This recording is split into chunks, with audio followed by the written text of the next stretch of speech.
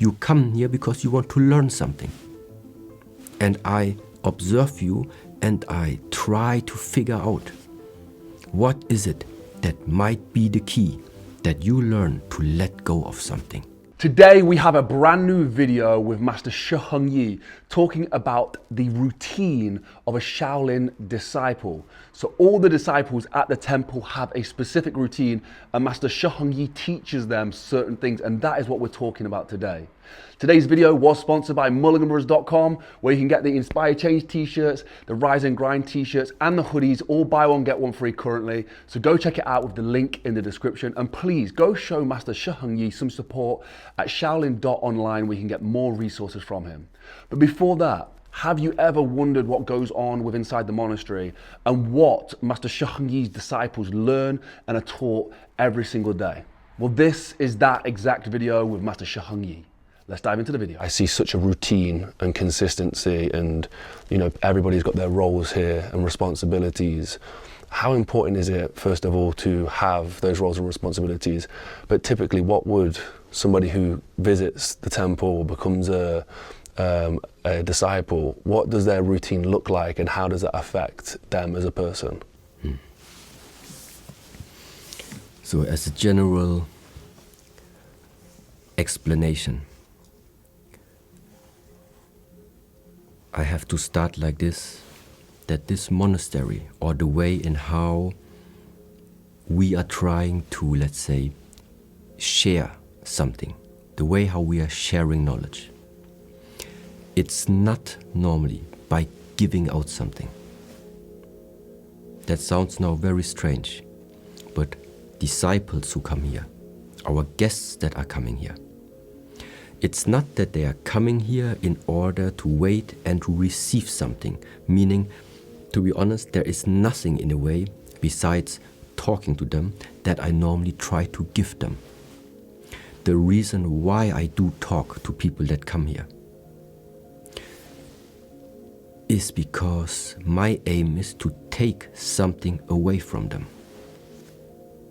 And the whole approach of this Buddhist monastery, of this ancient way of teaching, let's say, it's different to what you see nowadays in the world, because it seems like it's always about adding something more. You are learning something because you think you are missing it. You are going to another country because you think you are missing that experience. You are trying out another type of food because you think you are missing that taste. So that means the general idea, which is at the moment existing, is every time when we as humans feel something is lacking, the answer is just consume more, which means just go out and look where are you going to find something that is going to fill up that gap, to fill up that hole that you are feeling. That is the approach that we have outside. Which means something is missing, no problem, somewhere out there it is, you just pay the money and then you're gonna get it. But by observing this type of behavior, I think you can see that no matter how much you consume, no matter how much of these offerings you are taking, you never become full. It's always only a question of time until your new desire starts to arise. It always just fills that small gap, that small hole for a short moment. And after observing this type of pattern over and over again, of course also with myself, of course then also within the field of my family and friends. And then you see it just everywhere. Then comes up that question, okay, so if this pattern is continuously repeating, what is the way out? Well, definitely it's not by adding something on top of it, meaning by joining this type of approach and being again one of these, I don't know how to say, one of these organizations to give you something. This is not about giving. It's about taking. It's about taking away everything that is in front of a person's eye that has covered up the clear view upon how this world, how your internal nature, how your emotions, your mindset is all connected with each other. So the reason why I talk, which seems like I'm giving out something, no, I'm not giving out. I'm just saying something in order for you yourself to let something fall, to realize for yourself that there was something in the mind, there was a concept, a belief system, a way of thinking inside of you all the time already, that maybe now you realize that one has no fundament anymore. Actually, it is blocking me more than it actually does help me. So, and why I had to bring out now this extended explanation is because everything inside this monastery from the moment on when a disciple arrives here is based upon exactly that type of structure. It is about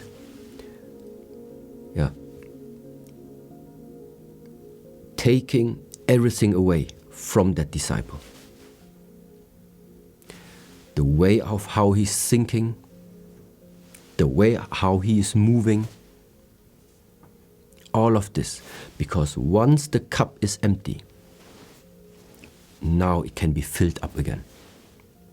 So that means the initial stages, now regardless whether it's a disciple or if it is new guests that are coming to visit us. Of course, we know that these are guests that maybe also have paid some contribution fee to join here. So of course we know they are guests. Therefore, sometimes in this Western world now, I have to say that I have to find the balance between being gentle and nice to the people, but at the same time keep the right teaching method with them. And the right teaching method means you are not paying to come here in order for me to be nice to you. You come here because you want to learn something. And I observe you and I try to figure out what is it that might be the key that you learn to let go of something. And this letting go is of course going to be uncomfortable. Why? Because it is something that no one normally in this world already started to teach you. In our school systems, in no matter what system, you don't find the subject how to let go. You find the subject how to get more. And so that means in that moment when people are getting confronted the first time with this type of teachings, it's uncomfortable. But it is very similar, like at least when I try to compare it, many people can criticize you probably. But if your father criticizes you, it has a different value. Yes? It hits deeper. And similar like this feeling that suddenly something has hit really deep, has pecked the core. This is the essence of what we call the Zen teachings, the Chan teachings, where the Shaolin Temple belongs into. These are the teaching methods, meaning getting out of the comfort zone is part of the process. If I realize somebody already starts to feel like very confident again, very bright, then I know, okay, it's time to shut him down again. Yes, and so someone is always confronted between here, then he's brought down. Then he gets methods how he will build himself up again. Then he gets smashed down again. And so it continues. Until you think, sometimes it's also very paradox, that it seems like Yeah, Shifu, last week you said I should do like this. So you told me to go in this direction. There. Today I'm asking you the same question, but you are telling me I should go in that direction. And I said, yes, true. Yeah, and 3 weeks after, Shifu, now you tell me 3 different things. This direction, that direction, and then once again, you're telling me in this direction. And then people say, now, what type of teaching method is that? It is for you to figure out yourself after you have wandered between the different extremes that are existing. First, I push you in that direction, then you walk. Then I tell you other direction, then you walk there. Then maybe we change again, then you walk back there. Until you realize it's not here and it's not here.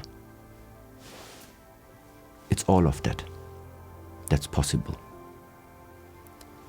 And this is like really something special, I have to say, that it's working sometimes. These type of methods are working at such subconscious and psychological level that I really appreciate that it is like this. And it's interesting. So, and ultimately, what for? Why should a disciple go through all of these, this type of education? One thing, therefore, is very practical, because I think around, I'm not sure, 5 or 6 years before, we still had, for example, civil services or military services here in Germany. But meanwhile, it's not existing anymore that you have to join. You can just freely choose. So that means when somebody goes to school, finishes school after his high school degree, he normally can now choose what he will do. Either a voluntary year somewhere, you know, before the military or the civil services, but that all fell apart. So that was also the time where we were thinking, okay, maybe let's offer this idea of a discipleship. So people, instead of going to the military, they go 2 years into the monastery, or 1 year. Because this is the time to retreat and to start discovering yourself. Discovering what type of a person you are, what type of character you are. And just to reset yourself for whatever is going to come afterwards. Because honestly speaking, I also know, and it has also shown now in the last 11 years since we are having this type of education, that from all the 35, 40 disciples that meanwhile crossed this temple, we only have 5 left from them. So that means the amount of even the disciples that ultimately extend the stay is also very, very little. That's not a reason to give up, but at least we know that there is a reason why nowadays are not many Shaolin temples existing anymore. Because it's simply not a way for everyone, and especially not if you are trying to walk it from beginning until end. Yes. Thank you so much for watching the video. That is basically what the disciples are doing on a day-to-day basis. It is what they learn. There are methods that they learn from Master Shi Heng Yi, and we have seen this in person. These guys are so dedicated. It is their life. The way in which they train, the way in which they eat, they clean, they live, is dedicated to being a part of the monastery. a lot of us could do with that kind of discipline in our own lives and dedicate ourselves to one specific thing, and we would be surprised by how much we can achieve. So many of us are scattered all over the place and we do not have that discipline to narrow in on something, and it is wonderful to see at the monastery, and it's something that we can all apply to our own lives. Today's video was made possible at mulliganbrothers.com, where you enable us with all the profits from the website. It goes back into creating this content to take our film crew around the world. That is how we got to go meet Master Shi Heng Yi and film with his disciples and film these projects. So thank you so much who's bought the t-shirts, the hoodies and everything else. They are on sale still, buy one, get one free throughout January. And once they're gone, they're gone. But thank you to everybody who supported us. It is absolutely the best thing ever. I can't thank you guys enough. If you have become a channel member and you hit the join button, the Master Shi Heng Yi behind the scenes is coming. So if you hit the join button, there is an exclusive video. Also, everybody who's hit that join button, thank you so much. We have some really fun and interesting videos just for you guys coming out as well. So thank you so much, and more messages from Master Shi Heng Yi. And anybody who has subscribed, thank you so much for subscribing, but please hit the notification bell. We have a brand new project, unseen footage, unseen interview with Master Shi Heng Yi coming in the next few months. 3 of them actually, that nobody's seen before. And I want you guys to be notified, so hit that notification bell. Everybody who's followed on Instagram as well, thank you so much. It has been going wild. We're closing down on that million for Mulligan Brothers, and yeah, we cannot thank you enough. And I just want to give a massive, massive shout out to 2 people. Luke Mulligan brother on the Instagram down below. He has started uploading content. That is Luke Mulligan. My other brother, William Mulligan brother on Instagram as well. Both of these people are uploading content from the stuff that we do. Go follow them too as well. And lastly, my sister, Niamh Mulligan X. Yes, this is a real family, guys. Niamh Mulligan X, with a link in the description as well for her Instagram. Guys, we're trying to build these different aspects. This company, what we do, this movement is built by all of us. It's built by our family. And some of it you're going to get from me. Some of it you're going to get from Luke. Luke's doing all the edits. Some of it you're going to get from Will. He's doing the stoicism and the edits. And some of you get from Niamh, the edits as well. And for me, I'll do the filmmaking. But guys, this isn't just one person. This is a whole team of people. And I want you guys to go follow us down below so you can see those different aspects and see how much goes into making this content. But lastly, I just want to say, I'm going to stop talking because you know, guys, I can waffle all day. Thank you so much. You guys supporting us means the absolute world to my family, and it means the absolute world to everybody around us who wants to try and make this Inspire Change mission happen. So thank you. Have a blessed and productive day, and I'll see you in the next one. Peace.